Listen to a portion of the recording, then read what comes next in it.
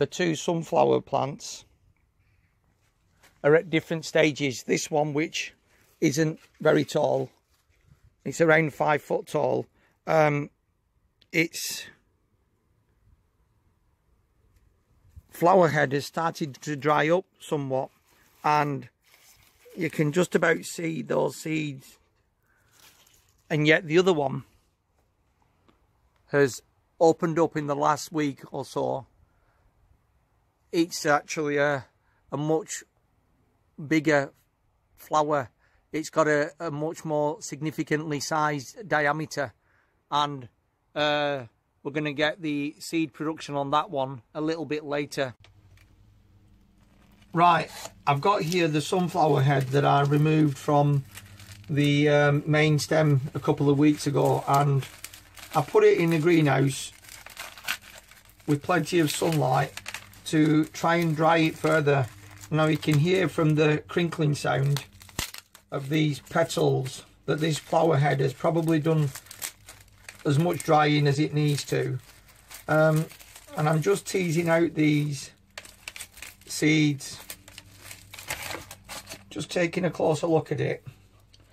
The seeds are really firm, so I think that the drying process has been a success. What I'll do now is remove the rest of these seeds, and I'll catch them in this little tray, and we'll have a look at what we managed to salvage from this.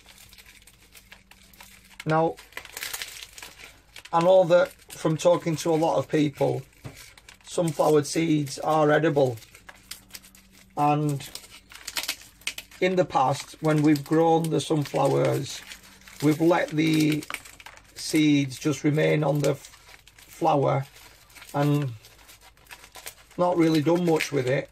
Obviously the birds have had access to it if they've wanted to, but this year what I've done is I've left one large flower head on another sunflower and left that for the birds.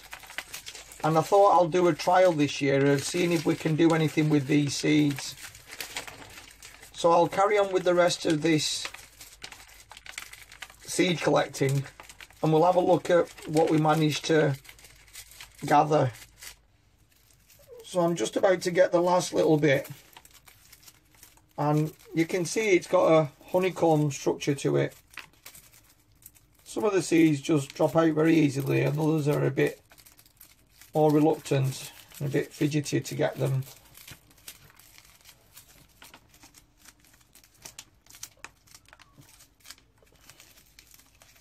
So it's not just a case of just shaking it. There is a little bit of work to be done.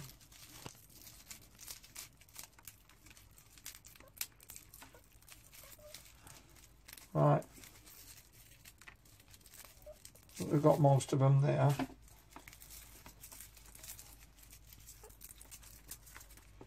As you can see, there's a little bit of the casing or shell that the seeds themselves were held in the flower head, but that's from one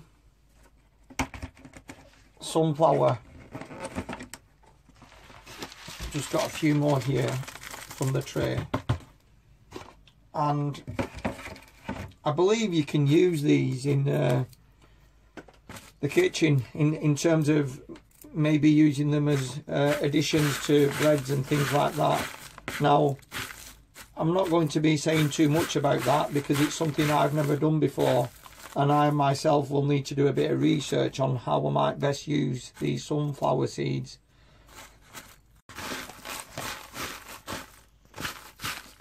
I'm sure there are people out there who'd be able to advise you with more certainty on how to use these seeds for purpose of cooking.